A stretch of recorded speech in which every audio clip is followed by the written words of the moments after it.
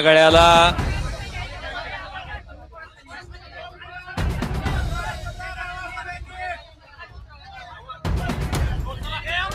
सगळ्याला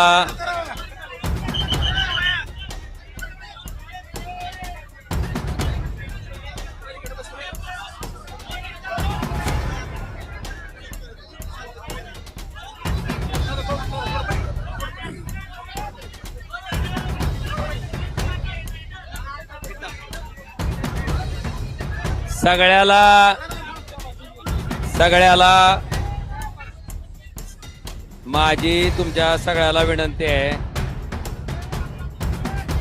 अरे सगळ्याला विनंती आहे की थोडं शांत घ्या. कृपा करून तुमचा आवाज थोडा कमी करा. सगळ्यालाच विनंती आहे, थोडं संयमाने घ्या, शांततेने घ्या. सगळं झालंय का? आता फक्त आवाज करू नका. आज मी आल्यापासून धाराशिव लोकसभा मतदारसंघातील माझ्या जीवाभावाच्या सगळ्या लोकांना विनंती केली होती की आज आपण या ठिकाणी उपस्थित राहावं. माझ्या आव्हानाला प्रतिसाद देत माझ्या लोकसभा कार्यक्षेत्रातील सगळी जीवाभावाची माणसं आज या ठिकाणी उपस्थित होती. जवळपास 4:15 पासून आता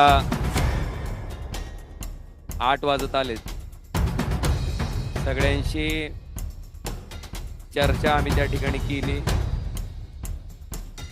सगळ्यांचं मत त्या ठिकाणी जाणून घेतलं आणि ही सगळी मतं जाणून घेतल्याच्या नंतर सगळ्या कार्यकर्त्यांच्या, सगळ्या जीवभाव माणसांच्या ज्या सूचना आहेत त्या पद्धतीनं मला थोडी पार्श्वभूमी सांगायची की नुकत्याच झालेल्या स्थानिक स्वराज्य संस्थेच्या निवडणुकीमध्ये सगळे कार्यकर्ते त्या ठिकाणी लढत असताना सुद्धा जर धाराशिव लोकसभा मतदारसंघाचा आपण विचार केला तर एकाही पंचायत समितीमध्ये, नगरपालिकेमध्ये त्या ठिकाणी आम्हाला यश मिळू शकलं नाही. अनेक सामान्य कार्यकर्ते, अतिशय चांगल्या पद्धतीने काम करणारे कार्यकर्ते सुद्धा ह्या निवडणुकीत अतिशय वाईट पद्धतीने त्या ठिकाणी पराभूत झाले. मी असेन, आमचे सगळे सहकारी असतील, आम्ही 24 तास मधला 24 तास वेळ सामान्य माणसासाठी, सामान्य लोकांसाठी, त्याच्या समस्येसाठी द्यायचं काम आम्ही प्रामाणिकपणे केलंय. आणि याचे साक्षीदार सगळे सर्वसामान्य माणसं आहेत. आपल्या सगळ्याच्या माहितीसाठी आमचा कार्यकर्ता, आम्ही कधी कामात कमी पडलोच नाही. लोकांच्या समस्या सोडवण्यातही आम्ही कधी कमी पडलो नाही. पण दुर्दैवानं सत्तेमुळं त्या ठिकाणी आम्हाला या पराभवाला सामोरं जावं लागलं. मला आपल्याला अतिशय प्रामाणिकपणे सांगायचं की सामान्य माणसाच्या कामासाठी खरं तर इथं आम्ही लोकप्रतिनिधी म्हणून बसलेलो आहेत.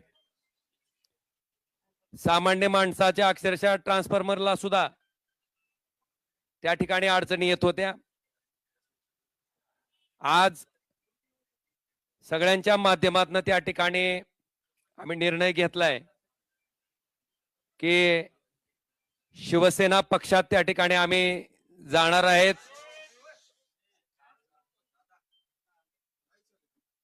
श्री एकनाथ शिंदे साहेबांच्या नेतृत्वाखाली आम्ही त्या ठिकाणी काम करणार आहेत. याच्या पाठीमागची पार्श्वभूमी अशी आहे की आपण बघितलं असेल, ज्या कारणामुळे त्या ठिकाणी मी माझं सार्वजनिक जीवन सुरू केलं की या वाईट वृत्तीची लोक कुठल्याही परिस्थितीत त्या ठिकाणी राजकारणाच्या पटलावर राहिली नाही पाहिजेत. ती भूमिका आजपर्यंत मी त्या ठिकाणी चोखपणे निभावत आलो. कायदेशीर बाबीवर सुद्धा आम्ही त्याच पद्धतीनं पूर्ण आमच्या कुटुंबानं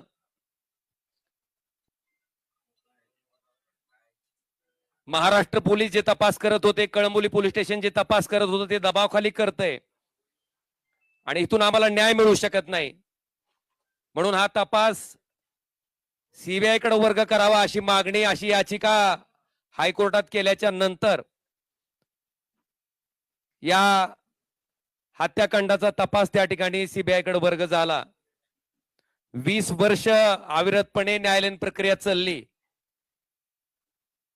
फार मोठ्या अपेक्षा आमच्या कुटुंबाला त्या निकालात होत्या. मेरिटवर निकाल येईल अशी अपेक्षा होती. पण दुर्दैवानं जो काही निकाल आला ज्याच्यामध्ये सन्माननीय न्यायालय म्हणतंय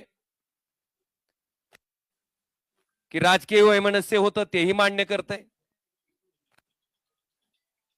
कुठल्याही हत्याकांडामध्ये उद्देश, मोटिव्ह फार महत्वाचा असतो तेही न्यायालय मान्य करतंय. पण दुर्दैवानं कळंबोली पोलीस स्टेशनच्या तपासाला त्या ठिकाणी बेस करून मला वाटतं ज्या पद्धतीचा निकाल आला तो अतिशय दुर्दैवी होता.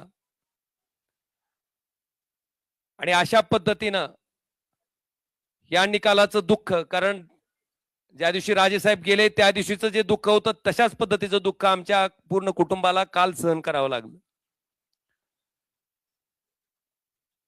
मला वाटतं ह्याच्यामध्ये एक माणूस त्या ठिकाणी सक्षमपणे आमच्या पाठीशी उभा होता आणि त्यांनाही ते पटलेलं नव्हतं. काल ज्या पद्धतीनं निकाल आला त्याच्या बाबतीत सीएम साहेब, देवेंद्रजी फडणवीस, श्री एकनाथ शिंदे साहेब यांच्याशी माझं बोलणं झालं. त्यांनी अमित शहा साहेबांबरोबरही माझं बोलणं करून दिलं. आम्ही त्यांना इतकीच विनंती केली की साहेब आम्हाला कुणाचा फेवर नको आहे, पण आम्ही जे संघर्ष मागच्या 20 वर्षापासून करतोय, फक्त न्याय मागतोय, तो न्याय आम्हाला मिळवून द्यावा ही आम्ही कळकळीची विनंती त्या ठिकाणी केली. आणि आदरणीय एकनाथ शिंदे साहेबांनी स्वतः समोर येऊन स्टेटमेंट दिलं आणि सीबीआय त्या ठिकाणी माननीय हायकोर्टात या प्रकरणाबाबतीत अपील दाखल करणार आहे. अपेक्षा इतकीच आहे की केसच्या मेरिटवर त्या ठिकाणी जो न्याय त्या ठिकाणी डावलला गेलाय तो आम्हाला न्याय मिळावा. आणि म्हणून या सगळ्या बाबीचा विचार केल्याच्या नंतर आपण जर आमची इथली राजकीय परिस्थिती बघितली असेल, बऱ्याच मंडळींना वाटतंय की आता तुमचा एक पक्ष त्यांचा एक पक्ष. मी अतिशय प्रामाणिकपणे सांगतो की कुठलाही पक्ष असला तर अशा वृत्तीला राजकारणात थांबवण्यासाठी जे काय करावं लागणार आहे त्याच्यासाठी ओमराजे कधीच थांबणार नाही ना मला कोणी रोखू शकते. आज ज्या सत्तेची ताकद घेऊन त्या ठिकाणी आमच्यासारख्या सर्वसामान्य कार्यकर्त्यावर जो अन्याय होतोय, आज गावागावातल्या माणसाला त्या ठिकाणी थांबवलं जातंय. अनेक लोकोपयोगी कामं आहेत. खासदार म्हणून त्या माणसाला वाटतंय की बाबा खासदारांना आमचा ट्रान्सफॉर्मर द्यावा, खासदारांना आमच्यातलं अमुक काम करावं. आज 7 वर्ष होत आलेत. त्या माणसाच्या अपेक्षा फार मोठ्या आहेत. मला वाटतंय निश्चितपणे ह्या सगळ्या अपेक्षांना न्याय द्यायचं काम मी निश्चितपणे प्रामाणिकपणे इथून पुढच्या कालखंडामध्ये करत राहीन. आणि आपल्या सगळ्याच्या माहितीसाठी सामान्य माणूस ओमराजेला ओळखते. 2009 पासून ते आजपर्यंत, 2006 पासून ते आजपर्यंत त्या सामान्य माणसासाठी मी काय काम करतो हे सामान्य माणसानं बघितलंय. आणि म्हणून कुठल्या पैशाच्या हव्यासापोटी, कुठल्या पदाच्या हव्यासापोटी जाणारा ओमराजे नाही. जी काय सत्ता घ्यायची किंवा जी काय सत्तेचा वापर करायचा आहे, कारण आपण जर माझ्याकडची फळी बघितली तर माझ्याकडे मोठे प्रस्थापित माणसं कोणीच नाही. माझ्याकडे सामान्य माणसं, समाजातली शेवटच्या घटकातली माणसं त्या ठिकाणी आज माझ्याकडे आशा लावून बघतायत. आणि मी आपल्याला शब्द देतो की ह्या सत्तेचा वापर हा त्या सर्वसामान्य माणसाच्या जीवनात आनंद देण्यासाठी मी प्रामाणिकपणे करत राहीन आणि ती ताकदीनं करत राहीन. हे वचन मी आपल्या सगळ्याच्या साक्षीनं आज या ठिकाणी देतोय. आणि आम्हाला खात्री आहे की ज्या पद्धतीनं धावून जाऊन काम करायचा त्यांचा स्वभाव आहे त्या पद्धतीने ते निश्चितपणे धावून येतील आमच्या प्रत्येक. कारण आमचं काय वैयक्तिक कुठलंच काम नाहीये, माझं कुठलंच काय असंही नाही किंवा काहीतरी वेगळा व्यवसाय माझा चालू आहे आणि त्या व्यवसायाला संरक्षण घेण्यासाठी मला जायचं आहे ना, माझ्यावर काही ईडीसी बीआयची बी धाड पडली असंही नाही. बांधवांनो, प्रामाणिकपणे काम करणारा, 24 तास मधला 24 तास वेळ देणारा मी एक सामान्य कार्यकर्ता आहे आणि निश्चितपणे यांच्या नेतृत्वाखाली आम्ही अतिशय चांगल्या पद्धतीचं काम आपण जर बघितलं असेल तर कृष्णा मराठवाडा सिंचन प्रकल्प जो की कित्येक वर्षापासून त्या ठिकाणी अपूर्ण आहे. आपल्याकडे बॅरेजेसची काम आहेत जे की आम्ही त्यावेळेस सुरू केलं होतं, त्याचे एस्टिमेट चालू केले होते. मला वाटतंय या सत्तेचा उपयोग कशा पद्धतीने केला जाऊ शकतो हे निश्चितपणे आम्ही धाराशिव लोकसभा मतदारसंघातील जनतेला चांगल्या पद्धतीने त्या ठिकाणी राबवून, नुसत्या घोषणा नाहीत तर त्या राबवून अतिशय चांगल्या पद्धतीनं दाखवून देऊ, हेही वचन मी आजच्या या पत्रकार परिषदेच्या निमित्तानं देतो.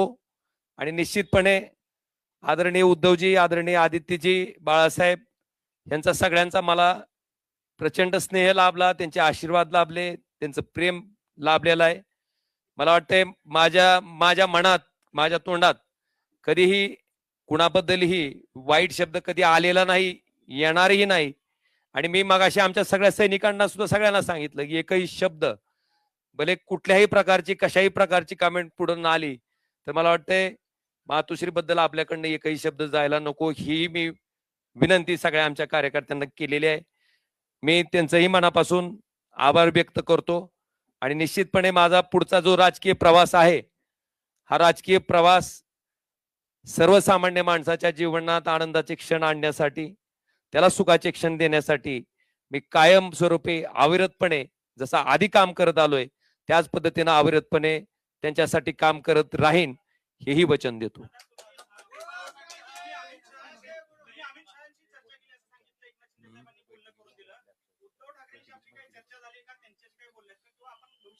काय काय म्हणले?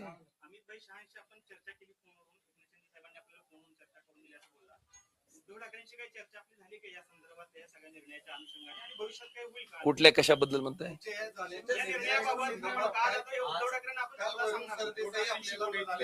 मला वाटतंय आता एक लक्षात घ्या, माझी जी काय भूमिका होती, मी ज्या पद्धतीने ठरवलं होतं, मी ज्या पद्धतीने सांगितलं होतं त्या पद्धतीने मी आपल्या सगळ्याच्या समक्ष मांडलेली आहे. आणि माझी आपल्याला इतकीच विनंती आहे की आम्ही काय बोललेलो असेल तर निश्चितपणे तुम्ही त्याची बातमी करा, त्याच्याबद्दल काही दुमत नाही.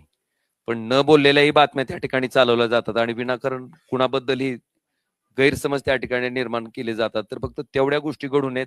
आज मला जे काय बोलायचे मी बोललोय आणि मला एवढंच सांगायचंय, मी बोलण्यापेक्षा मी जो हा निर्णय घेतलाय ह्या निर्णयाचं समर्थन माझ्या कामातनं, माझ्या कष्टातनं त्या ठिकाणी लोकांना दाखवून देईन, एवढं मात्र मी तुम्हाला आवर्जून सांगतो.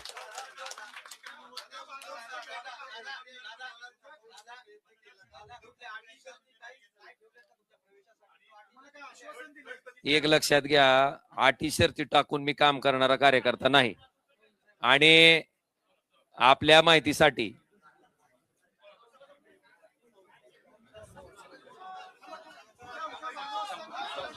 धन्यवाद.